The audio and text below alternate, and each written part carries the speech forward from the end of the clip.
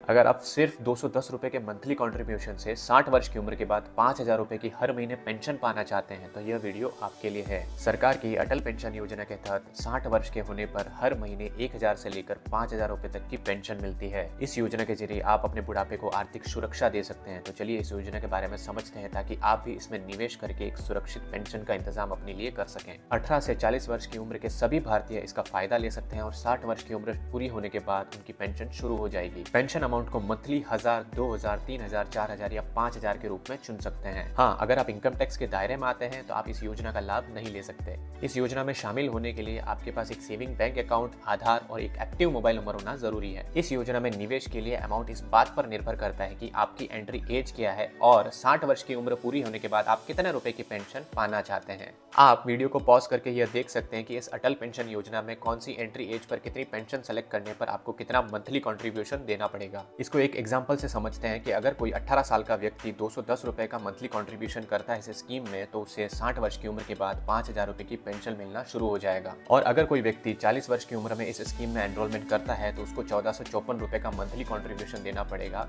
और उसके बाद उसको 60 वर्ष की उम्र पर 5,000 रुपए की पेंशन मिलना शुरू हो जाएगी। तो आप समझ सकते हैं कि आप इस स्कीम में जितना लेट एनरोलमेंट करेंगे उतना ही मंथली कंट्रीब्यूशन अमाउंट बढ़ता जाएगा। यहाँ पे एक अच्छी बात यह है कि जो भी कंट्रीब्यूशन अमाउंट एनरोलमेंट के टाइम पे होगा वो कंट्रीब्यूशन अमाउंट 60 वर्ष की उम्र तक फिक्स रहेगा। इस योजना में जो आपका कंट्रीब्यूशन है यानी कि जो इन्वेस्टमेंट है वो मंथली, क्वार्टरली या हाफ ईयरली में कर सकते हैं। इस स्कीम में आपका जो भी कंट्रीब्यूशन होगा वो ऑटो डेबिट होगा यानी कि हर महीने एक फिक्स राशि जो भी है वो ऑटोमेटिकली आपके बैंक अकाउंट से काट ली जाएगी। अब अगर सब्सक्राइबर की यानी कि जिसने भी इस स्कीम में एनरोलमेंट किया है उसकी डेथ हो जाती है तो 60 वर्ष की उम्र के बाद उसके जीवन साथी को यह पेंशन मिलती रहेगी। सब्सक्राइबर और स्पाउस यानी कि जीवन साथी दोनों की डेथ होने पर 60 वर्ष की उम्र तक जो भी उन्होंने पेंशन कंट्रीब्यूशन दिया है वो नॉमिनी को वापस लौटा दिया जाता है। तो यह योजना आपको कैसी लगी मुझे कमेंट्स में बताइए और इसी तरह की और योजनाओं के बारे में जानने के लिए स्टे ट्यून्ड विद अभय। जय हिंद।